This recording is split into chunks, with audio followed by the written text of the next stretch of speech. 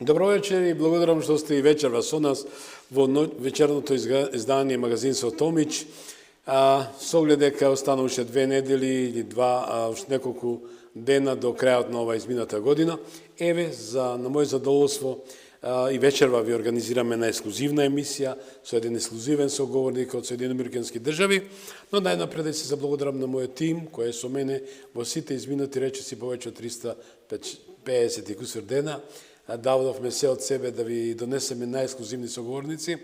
Еве и вечерва да се заблагодарам на мојот продуцент Кристина Томич и дизајнер на овој проект, Иван Алексовска и Огнен Димовски, секако и мојот најблизок пријател и професионален преведувач Жан Станоевски, собственик на Констант, компанија за преводи од сите јазици. Исто така да се заблагодарам на мојот поддржувач и стилист Жанета Естетик, која е и Центар за едукација под покровителство на Европската Унија. Никогаш не е доцна да ги посетите овие школи и без разлика на која годишна возраст, со оглед дека ќе добиете знаење и секако сертификат за ваше вработување. Тука би само замолил еден джингл и се враќаме во студиото, која ќе го започнам разговорот на англиски јазик. Се надам дека ќе најдам на ваше разбирање. Останете со нас.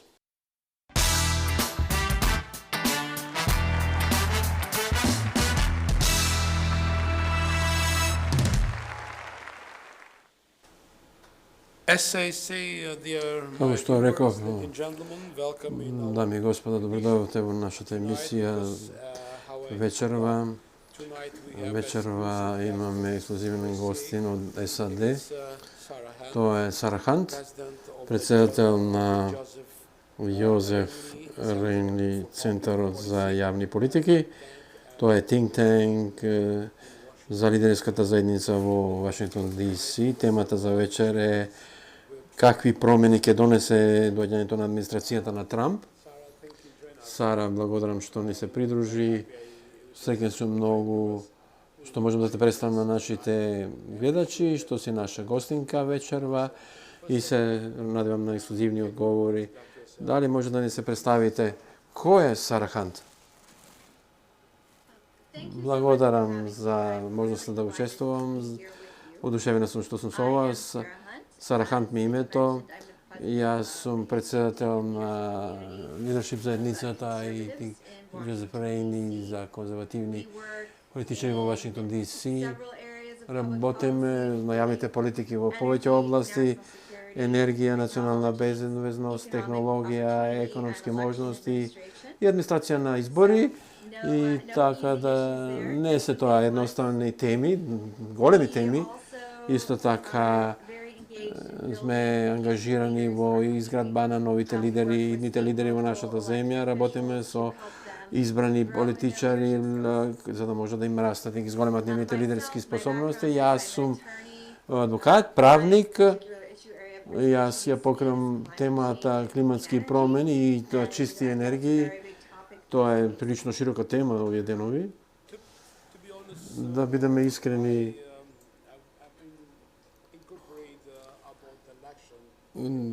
важно е да говориме и за изборите во САД и моето искуство во последните 20 на години ги следам многу сериозно председателските избори во САД и не се срамам, не сум исплашен да кажам дека го поддржувам Доналд Трамп како председател 47-ми сега, кој што беше 45-ти председател, кој што тоа ќе го донесе и промените кон подобро. Светот со нетрпение го очекува враќањето на Доналд Трамп на чело на државата. Очекувањата се различни, од надеж до неспокој. Верувам дека така и во САД. Што сметате дека ќе биде меѓу првите големи промени, колку тие ќе бидат драматични? Сметам дека ќе видиме многу големи промени во втората администрација на Трамп. Таа ќе биде фокусирана многу повеќе на економски можности, на дерегулација, на подобрување на економските состојби и на на решавање на конфликтите во светот. Председател Трамп беше многу јасен во своите искази дека ќе сака да види да војните да завршат. Исто така ќе работи на фронтот трговија и енергија, ќе воведува промени, трговските договори ќе одат во правец на подобрување на состојбите за американските граѓани, ќе се фокусира на американското производство на енергенси и извоз на енергија од Америка. И исто така и ќе се занимава со тарифите, за кои што многу сметаат дека многу брзо ќе бидат имплементирани. И на крајот ќе видиме фокус на влада која што работи за американскиот народ. Дали мислите дека Трамп во вториот мандат ќе ги искористи искуствата и научените лекции во водењето на државата и администрацијата? Кои беа неговите про и конс споредено со неговиот претходен мандат? Што очекувате дека тој може да поправи во овој нареден мандат, а кој нема да може да ги поправи? Една од интересните нешта што ги направи беше ангажиран за политика на смирување. Имавме голема коалиција на леви центар водени од Роберт Кенеди Џуниор и Волси Габерт, кој што го поддржа Трамп, и Трамп ќе биде, некои од нив ќе бидат во неговиот кабинет, како и првиот пат ќе ги доведе своји бизнис соработници во кои што може да им верува, да ќе ги стави на важни позиции, како Хабард Летник, кој што ќе биде секретар за трговија, министар за трговија, потоа ќе имаме и бизнес перспективи овде кои што се многу важни. Едно од другите важни теми што може да очекуваме во кабинетот, во изборот на персоналот за кабинетот, се многу жени во кабинетот и многу луѓе кои што се посветени за да ги потресат работите, за да ги поправат работите. Тоа беа републиканци во кабинетот порано, а тоа сега ќе бидат повеќе лица кои што се посветени кон големи промени, така да ќе и биде интересно да видиме како тоа ќе се одвива. И тоа се чини дека голем дел од неговите номинирани лица за владата ќе бидат потврдени од аспект на ќе биде фокусиран, како што беше наминатиот термин, на прашања поврзани со оданочувањето, како и минатиот пат ќе останат некои од прописите кои што порано беа важечки, тоа ќе биде негов фокус. Исто така ќе оди во правец на влегување на Елон Маск во владата и да може да се зголеми ефикасноста на работењето на владата, и тоа во последните денови се покажува дека како ќе се финансира владата во САД, значи е важно, и видовме дека се спрема закон кој што ќе се дискутира и исто така подоцна во интерес на економијата, на поефикасна влада. И ќе биде интересно да се види како тоа ќе се одвива. Исто така сметам дека како и минатиот пат ќе има опозиција во Демократската партија. Не сметам дека тие ќе го притиснат со процедури за импичмент, или како што тоа го прави минатиот мандат.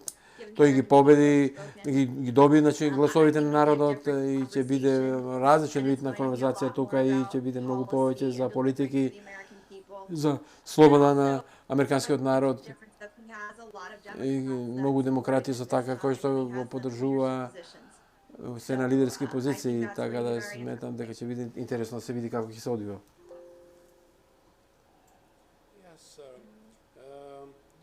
Дали американскиот народ вистина верува и сака Америка повторно да биде голема, што патем имплицира дека сега не е? Дали се нарушува достоинството на малиот човек во Америка, и како поддржувачите на Трамп мислат дека тој ќе ги заштити? Една од нештата што е важно за американците и за луѓето ни целиот свет е можноста на своите деца да им обозможат подобра иднина и подобар живот од колку што сега го имаат, да и добијат можност да имаат добро работно место, што да добиваат фер плата за фер работено време, и последните години имавме економски притисоци низ целиот свет, не само во САД.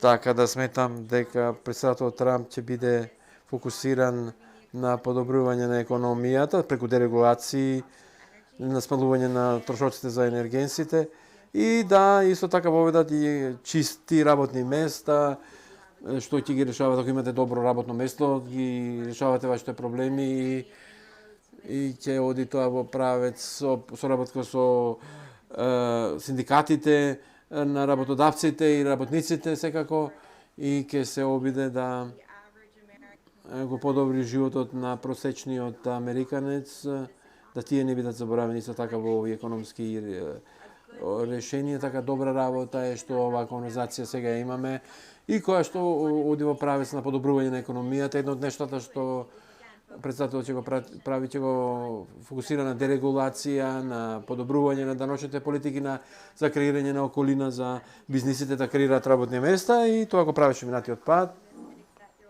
И тоа донесе резултати и овој пат очекуваме тоа да биде случај. Да бидам искрен, демократите изгледа изненадени од победата на Трамп. Од друга страна, републиканците цврсто веруваа во него и неговиот избор, но сепак не со толкова разлика. Може ли да се каже дека Трамп ја прегази Харис? Дали Трамп направи извонредни потези или Харис направи премногу грешки?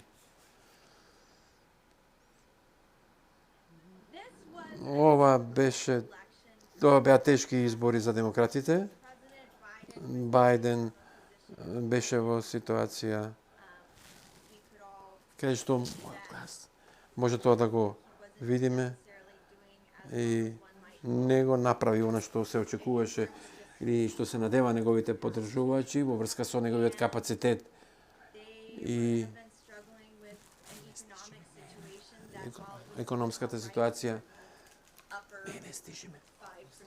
Значи, 5% од населението, тоа е работничката класа, се бори и имаат предизвици да ги решаваат овие прашања. Значи, работничката класа беше во прилично тешка состојба, така да Демократската партија се обиде од страна да ги реши овие состојби. Имаше многу прашања кои што беа поставени како тоа ќе се рефлектира врз Камала Харис и како таа ќе би можела да го замени Џо Бајден и во каков процес тоа ќе се одвива, и дали условите на кои што Џо Бајден ги работеше беа многу полоши од колку што изгледа. Значи, околината за демократите да ја подобрат економијата не беше подобрена, иако сега погледнеме во ретроспектива и републиканците ги губеа изборите претходно, и сега од тоа председател Трамп излезе посилен, како подпредседател излезе, која што беше релативно добра, посебно во врска со дебатите, и како беше храбар и колку достоинство покажа кон својот противник. Така да сметам дека се заедно му помогна на Трамп да победи и да ги добие гласовите од гласачите. Моето наредно прашање малку подолго. Во последните денови бевме сведоци на самофалба на рускиот председател Путин за техничката иновативна супериорност на Русија врз Западот и на повикување на свој виден ракетен дуел. Тоа беше во контекст на заплашувањето со руска воена моќ, особено со новата ракета Орешник. Вие сте директор на АЛЕЦ, Центарот за иновации и технологија во Арлингтон, Вашингтон, ДС. Колку успевате да им помогнете на државните законодавци во позиционирањето на државата како светски лидер во иновации во иднина.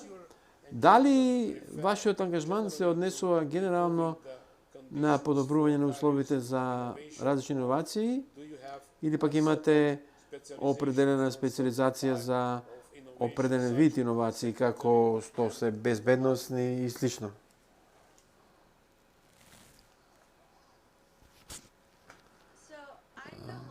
Не сум во таква состојба сега, тоа беше пред неколку години. Тоа беше работно место кое што го држав пред да го формирам мој центар сега, но околу иновациите би сакала да кажам дека САД секогаш беше лидер во иновациите низ светот или во војни технологија, но и во други видови технологија, значи ние продолжуваме да бидеме во оваа состојба помногу време веќе. Најголемиот предизвик се секако ракетните системи, тоа се нашите разузнавачки служби, пристапот кон критична инфраструктура и материјали за чување на податоци во компјутерските системи, така да имаме капацитети за вештачка интелигенција кој што е светска класа, кој што не се гледаат секој ден и за да можат и војната сила да се промовира. Тоа е многу важно прашање. Јас прочитав една статија во врска со тоа и многу луѓе не можат да разберат дека војната во Украина има многу минерали, критични минерали кои што се важни за компјутерски чипови и вештачка интелигенција во Украина и дека тоа е делот за кој што се бори сега. Значи 26 трилиони долари вредни минерални кои што ќе бидат клучни за победа во војната на вештачката интелигенција. Значи, така да тоа е една од причините за конфликтот и не може да имате иновација ако немате материјал за хардверот, а тоа ќе биде исто така важно во националната безбедност, во продолжувањето во наредните години. Од аспектот на легислативата во САД, тоа е многу ангажиран преку федералните носители на закони, преку реформите, преку програмите кои што прават стримлайн и кои што вршат дерегулација и намалуваат времето кој што е неопходно за центрите за податоци да работат, да функционираат, да прават семикондуктори кои што креираат чипови за индустријата за вештачка интелигенција. И едно од нештата е тоа што претседателот Бајден се фокусираше исто така за подржување и тоа ќе продолжи. Дали треба да имаме враќање на производството назад во Америка и дел од тоа е прашањето и за вештачка интелигенција, каде што кинеската влада на пример многу се залага за Кина да го заземе водечкото место, така да тука ќе се продолжи со работа во законодавството и подобрување за тоа како можеме да ги привлечеме фирмите и бизнисите кои што можат да доведат до повеќе работни места и до квалитетот на производите, како регулативите да ги направиме да бидат фер и паметни, флексибилни, ефикасни, за да можеме како влада да добиваме иновации и да работиме со иновации како што очекуваме. Дали сметате дека инволвирањето на некои исклучителни умови бизнисмени како што се Елон Маск, Джеф Безос и други ќе имаат визионерско влијание во политиките на Трамп, со што би му дале повисоко ниво на владение? Тука мислам на бројните најави од достапни стамбени контейнер единици, преку нови моćни батерии, па се до нови вселенски програми, што во крајна линија е во предност за граѓаните и го подобрува нивното живење. Дали Трамп може да докаже со ваков иновативен пристап дека тој е претседател на народот и за народот? Сметам дека Едно од нештата што треба да го знаеме за некои од бизнисмените кои што Трамп ги внесе во неговиот круг е дека тоа се милиардери, голем дел од нив почна да работат, тие беа милионери, тие се предприемачи и мислам дека тие имаат таква перспектива. И исто така сметам дека председателот не само ги зема со себе Маск и Безос, тој исто така има советници кои што одраѓаат од сите слоеви на американското општество. Има повеќе жени во кабинетот, повеќе од било кој председател на САД во историјата, Аки Джуниор, кои што беа лево ориентирани за да можат да работат во кабинетот.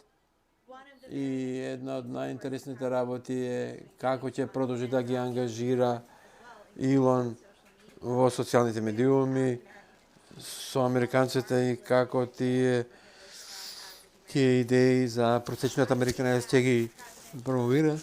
Сметам дека председателот Трамп и политиката што ја води ќе води во правец на подобрување на состојбите и дека ќе има корист за работничката класа во Америка и мислам дека тој разбира кој го избрале, бидејќи тој ги доби изборите токму поради тие гласови и тој сака да испорача за работничката класа резултати и ќе сака и ќе прифаќа совети од сите оние кои што ќе го поддржуваат и ќе работат со него, така да тоа е многу позитивно нешто што може да е малку контраст на почетокот, што се разликува од првата негова администрација, каде што сега гледаме дека има и демократи.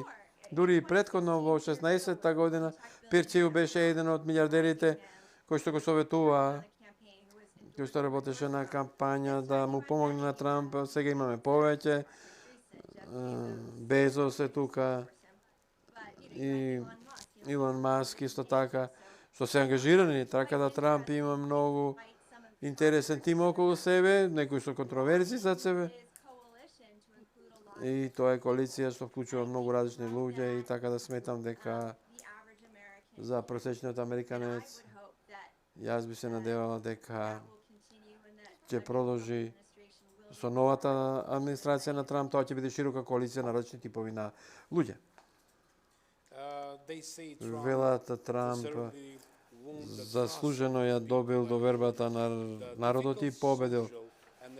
Тешката социјално-економска ситуација, лошото управување со здравството, милиардите долари што Бајден ги даде на Украина, кои според некои критичари ја продолжиле војната во таа земја, а со тоа доведува до зголемување на бројот на жртви и многу страдања, придонесува на американскиот народ да каже не, доста е. Дали вие го делите ова мислење? Сметам дека ова се сите комплексни прашања. Јас би рекла дека американскиот народ секако е многу загрижен за економската состојба. Загрижени се луѓето за ефектот на глобалните конфликти врз економската ситуација и стабилноста. Многу од гласачи се луѓе од моја возраст. Ние сме биле во војни долго време. Од кога почнав колеж, кога беше војната во Ирак, има многу замореност од војните. Луѓето не сакаат повеќе да гледаат да умираат украинци, не сакаат да гледаат и конфликтот да продолжи во Израел и Палестина. Тоа е многу загрижувачки, така да од аспект на овие конфликти, но и без разлика на тоа, никој не сака да гледа војни и страдања кои што се случуваат во војните, затоа луѓето се надеваат дека председателот Трамп ќе биде успешен во наоѓање на пат кон решавање на овие конфликти на праведен начин.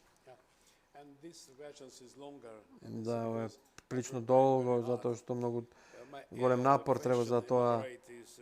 Големото европско дуе кое заедно со Бајден и помага на Украина војно и финансиски, Германија и Франција се во длабока криза. Не се знае што ќе донесат следните избори. Се повеќе земји членки на ЕУ го креваат својот глас на линијата на заштита пред се на собствените национални интереси, било да е тоа мигрантското прашање или финансирањето и помагањето на војните надвор од ЕУ. Логично е да се очекува дека со доаѓањето на Трамп во јануари, овој постоечки ентузијазам во ЕУ ќе опадне, ќе се спушти.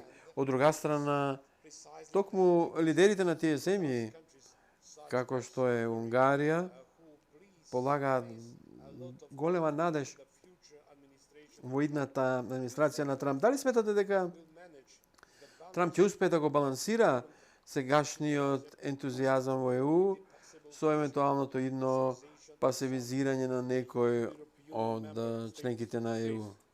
Ево.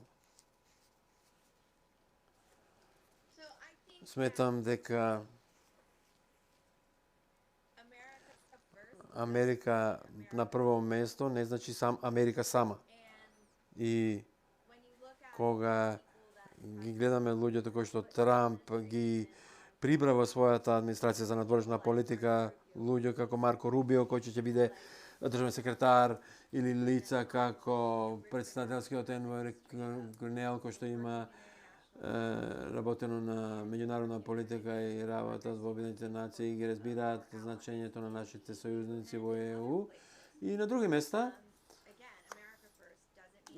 поимот Америка на прво место не значи дека Америка сама ќе делува, така да администрацијата на Трамп ќе биде среќна да работи со своите сојузници за подобар свет и за заедничко разбирање и доверба, и имајќи го предвид тоа, ќе ги штитат и интересите на американскиот народ и во своите ангажмани, и очекувам дека тие соговорници во другите земји исто така да имаат интерес да ги штитат интересите на своите граѓани. Исто така, миграцијата е голем предизвик во многу земји од ЕУ, а особено исто така во САД, Канада, Мексико, така да е тешко прашање.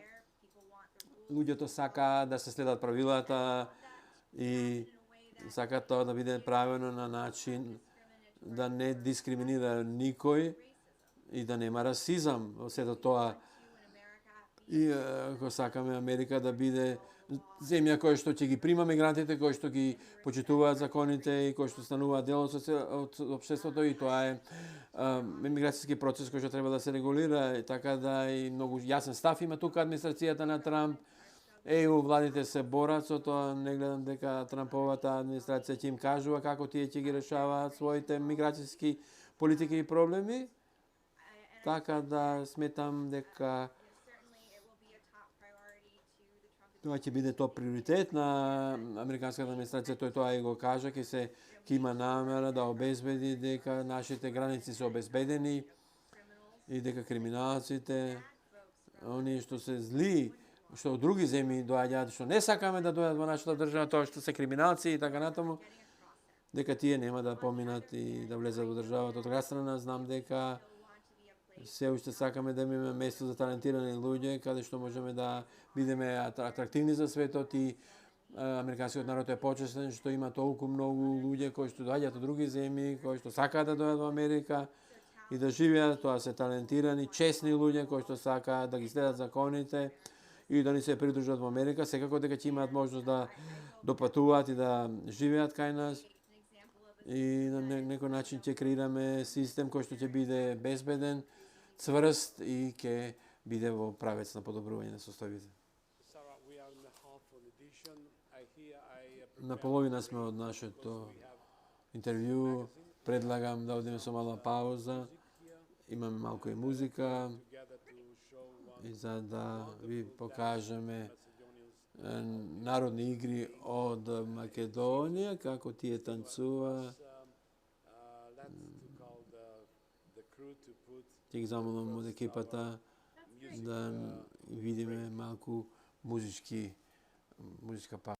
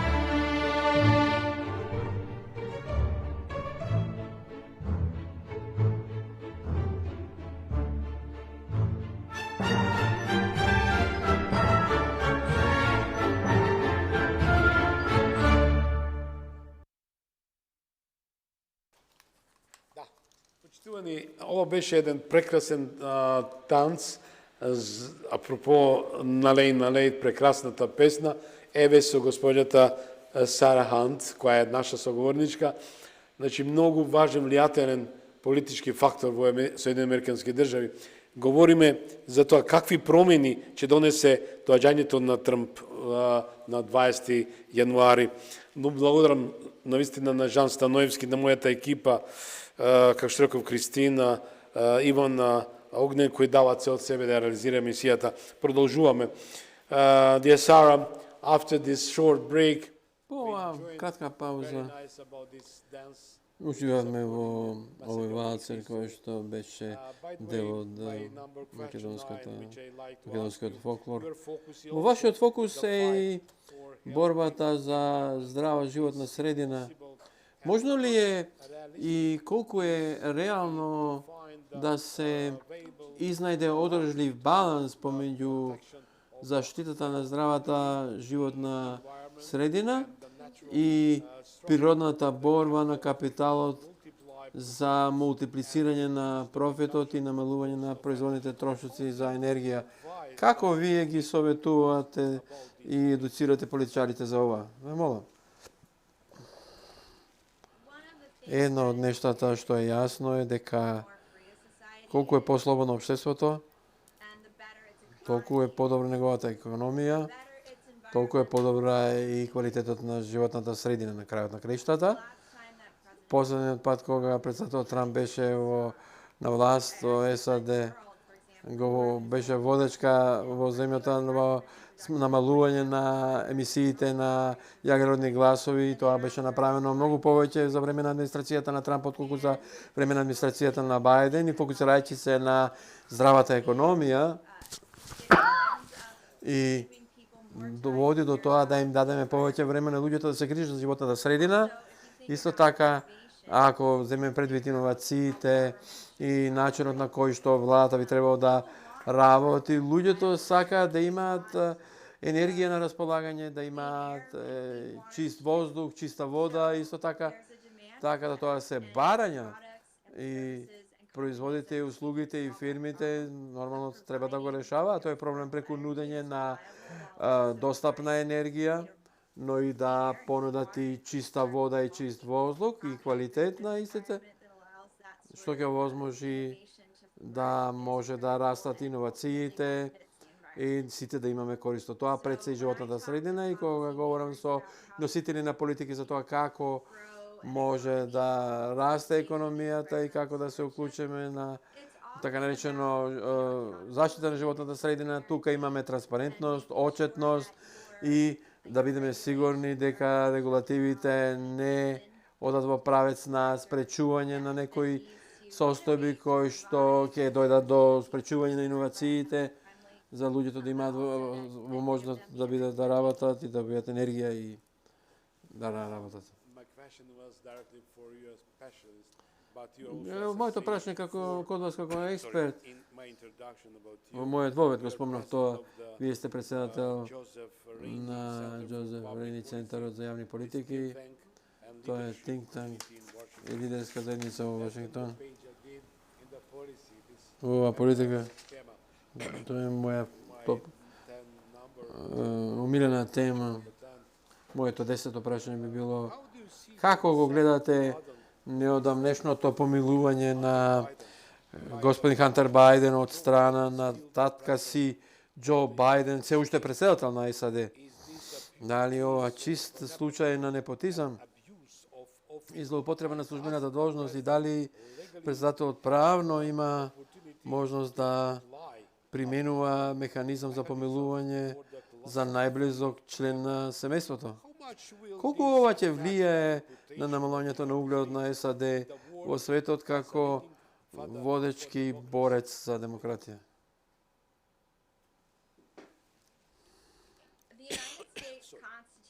Уставот на САД на председателот на САД му дава право да прави помилувања, да дава помилувања.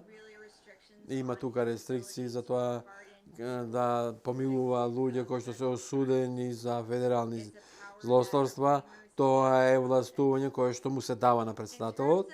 Од аспект на состојбата со Хантер Бајден, сметам дека тоа е тоа што ги загрижува луѓето, што јас сметам дека е многу загрижувачки е дека председателот Бајден инсистираше на со месеци кажуваше дека нема да му даде помилување на Хантер, а потоа му даде.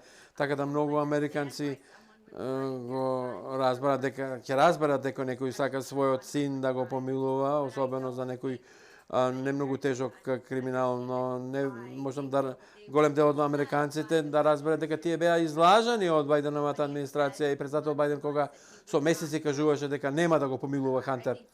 Така да сметам дека е тоа што многу ги загрижи луѓето.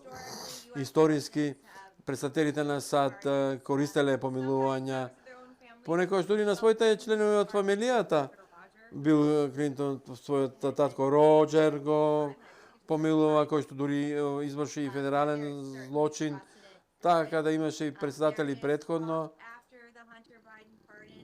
Така да ова помилување на Хантер Бајден треба да доведе до реформи за да се отвори оваа тема во амандмани на уставот, за да се увиди дали ова властување за давање помилување ќе се менува.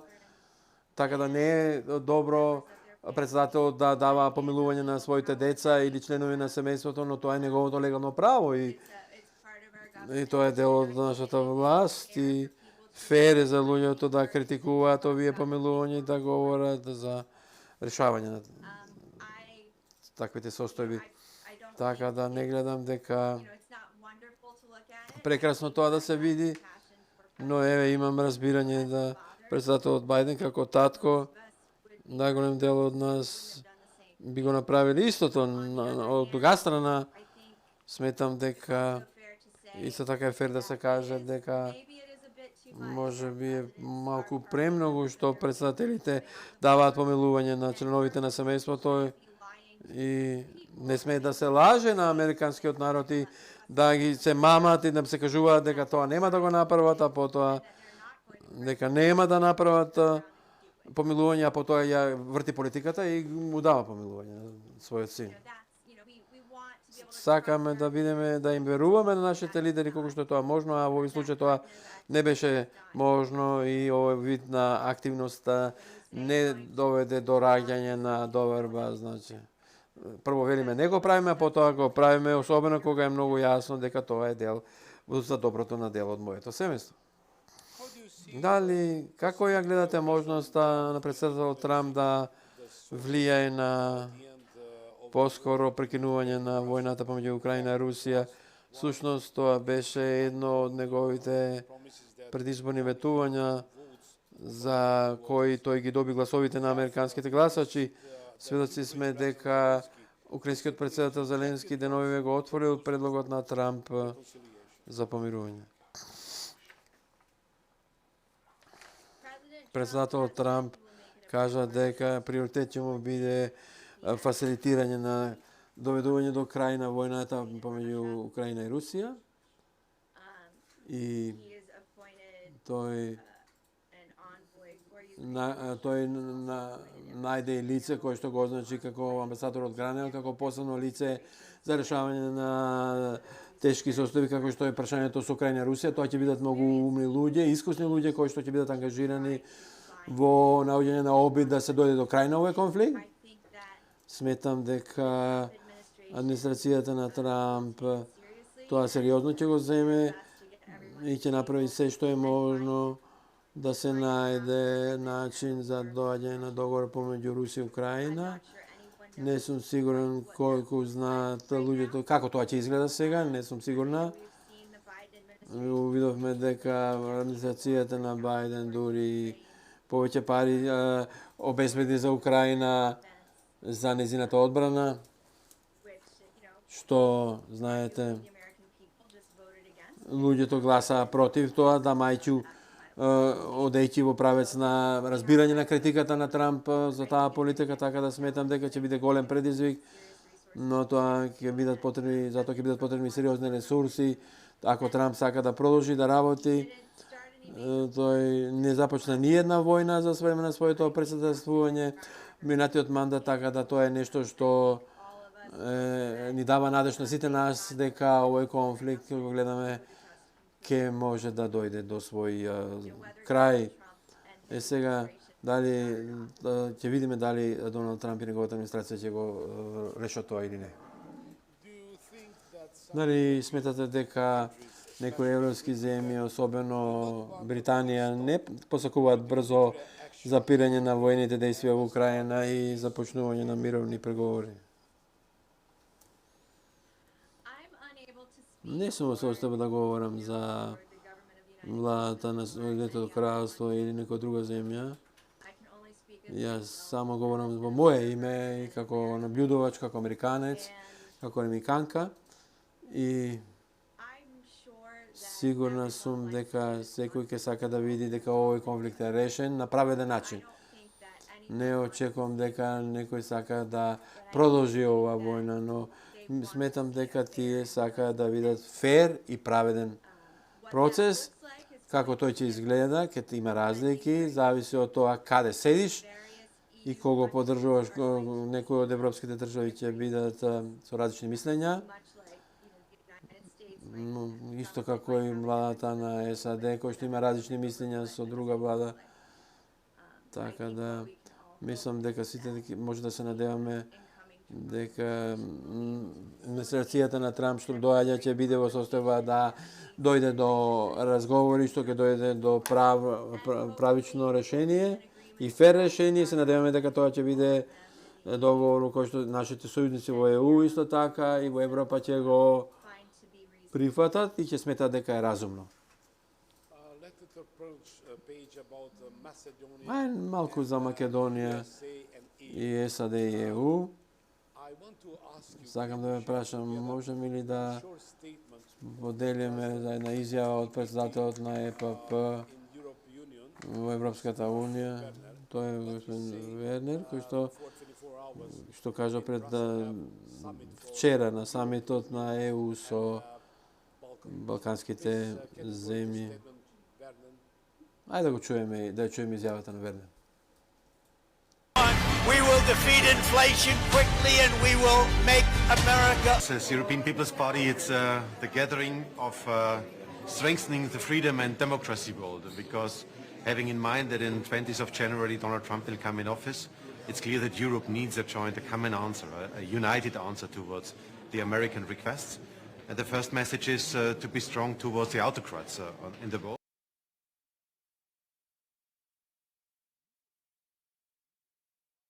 Да.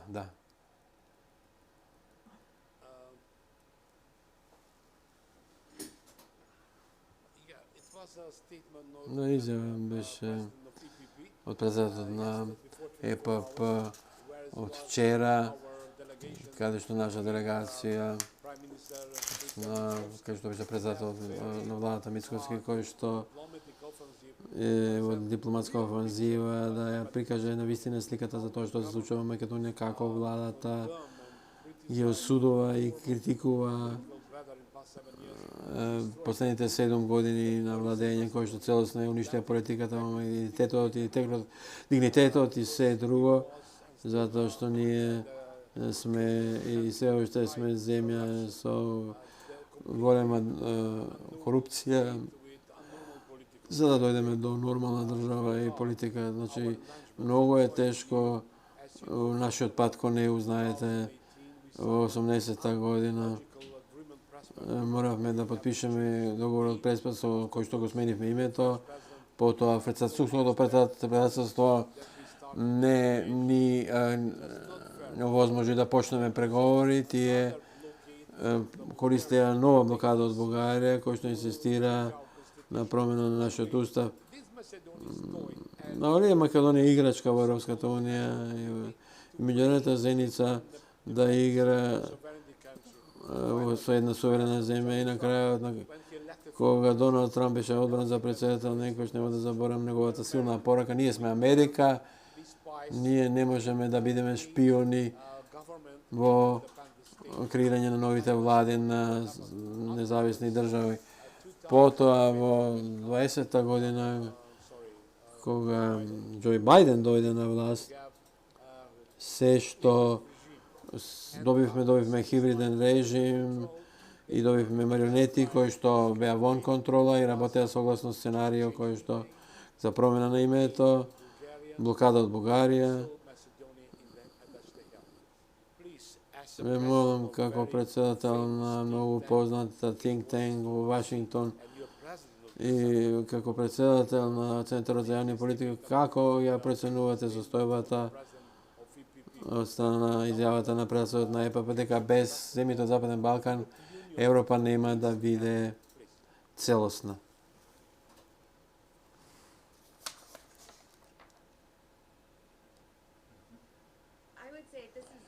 Ово не е ситуација што можам да кажам дека знам нешто за неа.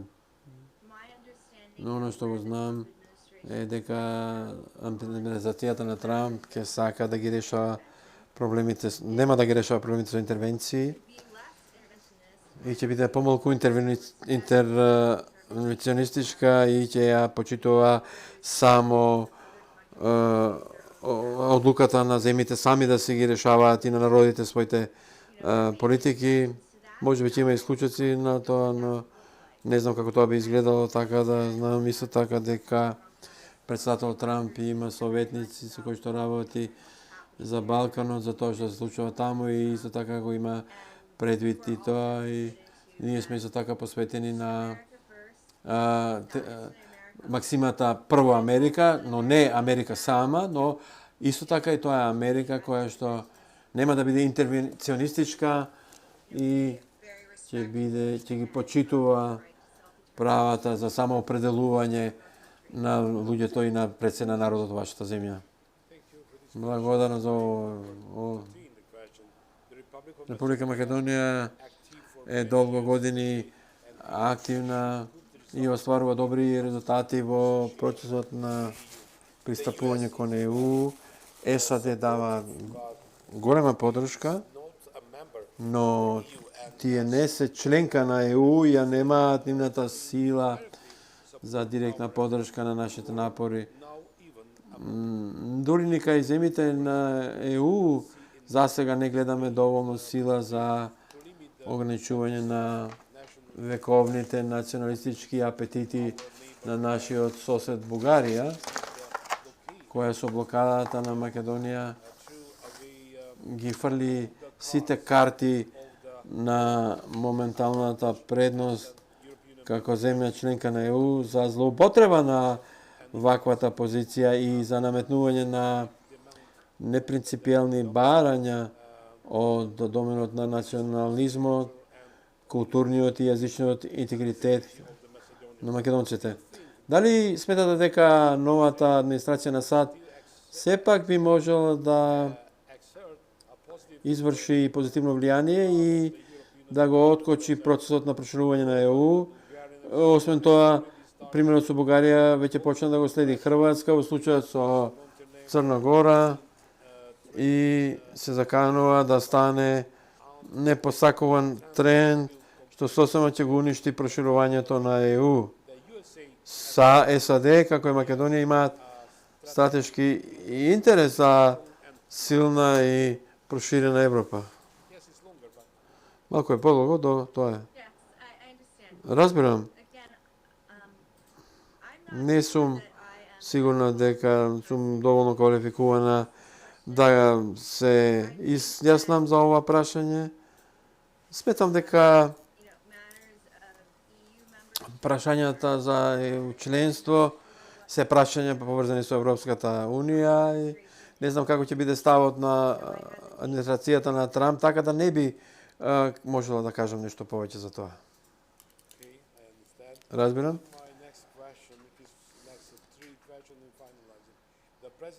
Председателката на Европската комисија фон дер Лајен, како и незините колеги се загрижени дека Русија и Кина ќе направат некаква интервенција, односно да искористат можноста што државите на Западен Балкан, како што се Србија, Македонија и Црна Гора, се уште не се земени предвид за да станат полноправни членки на ЕУ од ваквите блокади кои им ги ставаат веќе постоечките членки на ЕУ Хрватска, Бугарија и нивните блокади blockades towards кон зачленувањето на ЕУ и покрај тоа што самата фон дер Лајен изјави дека this here the country of Balkans земите на Балканот можеби ќе купуваат од Кина и од Русија и понатаму ќе имаат трговски односи, дека е многу важно да овие земји да станат членка на ЕУ. Геостратешки е многу важно сите земји, вклучително Македонија. Од друга страна, тие се многу под ултиматуми, блокади, под уцени. Еве Хрватска става вето на Црна Гора. blockade for the Serbia. Хрватска блокира Србија, Бугарија, Македонија. Како ги гледате како председател на еден ваков авторитивен think tank? Нели е тоа несериозна политика како експерт што Европската унија го прави со земјите од Западен Балкан? Уште еднаш, не сум експерт на европска политика, но секако ЕУ членките се прашања на ЕУ, значи ова се интерни прашања, можеби тие ќе треба да размислат внимателно и да признаат, да ги прифатат оние земји кои што се европски пред се. Се надевам дека тоа ќе биде еден соодветен фер процес, но што би рекла од аспект на интересите на САД, секако ние сакаме да имаме силна Европа, секоја земја во Европа да биде сојузник на САД, да биде слободна земја, граѓаните да имаат своји права на самоопределување, да ги решаваат своите политики. И администрацијата на Трамп и Бајденовата администрација исто така во тој правец. И можам да кажам дека не сум експерт во област, така да генерално тоа би било ставот. Сигурно сум дека е во вашиот циклус, во вашата област на дали гледате некоја можност да се добие некаква нова авенија за соработка на САД со Македонија во областа на вашата работа, експертиза, било да тоа е на ниво на соработка со собранието и други релевантни тела во Македонија или конкретна материјална соработка. Сакам да потсетам дека Македонија е држава каде што се вкрстуваат меѓународните транзитни коридори број 8 и 10. Близината на Александрополос, конекторот во Грција и други можности за енергетско поврзување со регионот и пошироко. Особено развојот на енергетската мрежа во Македонија представува голем предизвик за земјата и секоја помош од САД би била повеќе од добре дојдена. Тоа е вашата омилена тема, нели? Како последно прашање. Јас би се надевала дека секогаш има можност за добрите луѓе со добра волја да соработуваат, да решаваат проблеми и предизвици со кои се среќаваат во државите и во светот. И јас се надам дека тоа е можност. Не сум сигурна како ќе изгледа тоа специфично, но знам дека САД и Македонија имаат прашања кои што заеднички ќе ги решаваат во енергетскиот сектор и заштита на животната средина, за тоа како луѓето се однесуваат со животната средина, за тоа какви се потребите на нашите граѓани, нашата работничка класа, од аспект на енергија на располагање, но исто така да им возможиме да има чист воздух, чиста вода истовремено. И јас би се надевала дека нашите земји можат да учат една од друга на тој начин. Пред да ви посакам Божич, среќен Божич. Дали може да очекуваме да ја посетите Македонија? Вие сте многу близко, вие сте во Рим денеска. Ја славите Божич таму, веројатно. Некоја кратка порака до нас, ако може. Би сакала да ја посетам Македонија, се надевам ќе можам тоа да го направам наскоро. Во Рим ќе бидам со семејството за Божич, но се враќаме во САД за неколку дена. Овој пат нема да можам, но би сакала да дојдам во Македонија da se sretnem so vas, da naučam nešto повеќе за Македонија и за Балканот, затоа што треба да учам уште многу за вашата земја и за вашите луѓе и култури и сите убави нешта што ги давате на светот. Сакам на сите да ви заблагодарам и да ја посакам се најдобро и се надам дека ќе можам наскоро да ве посетам во вашата земја. Тоа беше задоволство и предизвик да ни дојдете во нашата емисија, да се сретнеме очи во очи. Сара, една порака од вас, од нашиот пријател Джейсон Мико. Тој е еден од најголемите љубители на Македонија и на крајот последната порака за оваа емисија. Ви благодарам за вашето присуство. Се надам дека наскоро ќе се сретнеме во Скопје очи во очи. Би било прекрасно. Благодарам. Како што кажав, тоа беше Сара Хант, председател на Центарот на јавна политика Джозеф Рейни Think Tank, многу популарен и важен и лидерска заедница во Вашингтон ДС. Еве, даде порака за Божик, да го слушаме Джейсон Мико, што порачува. И верам, отворите ги ушите и очите и запамтете ова порака. Бите живи и здрави, да се гледаме наредниот петок, завршна емисија за оваа година. Пријатна вечер. Greetings, my Macedonian friends. I've been asked to share some brief thoughts with you on Macedonia's name, and quite frankly, continued existence. First, you have every right to be angry with what is going on.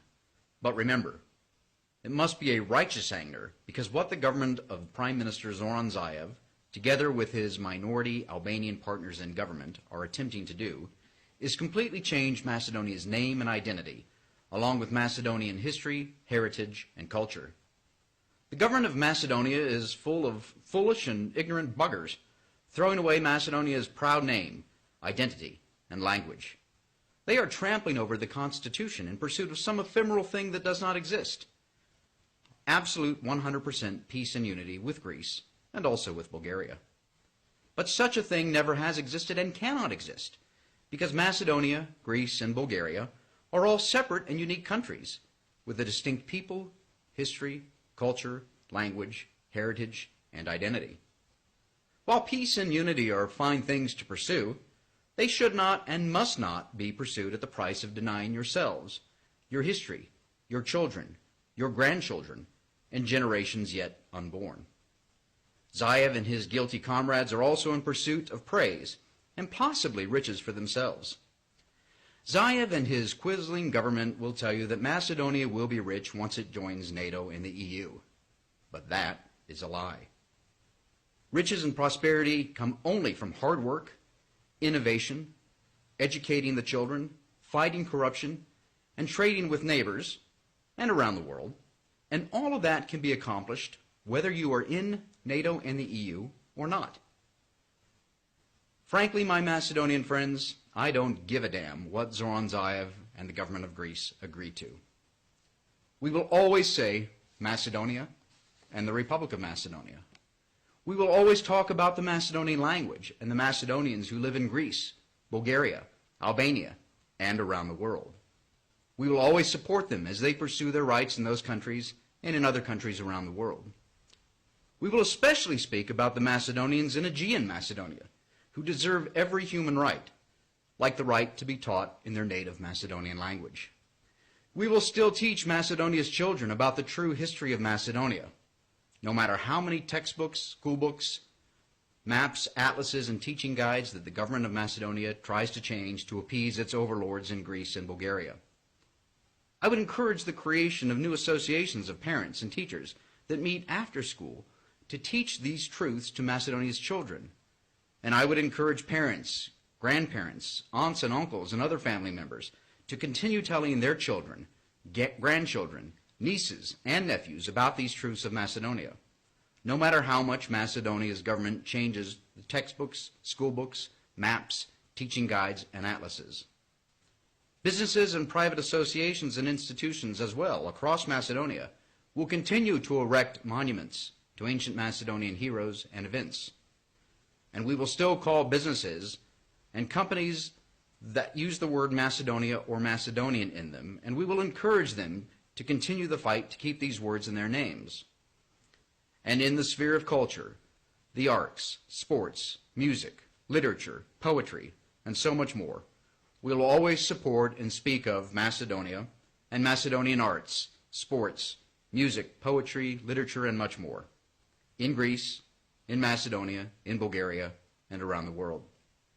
I still believe the so-called Prespa agreement can be stopped, but it is up to you, the Macedonian people, to put an end to it. I'm here to support you in any way that I can. Long live and God bless the Republic of Macedonia. Long live and God bless Macedonia. Long live and God bless Macedonians wherever they live. Thank you.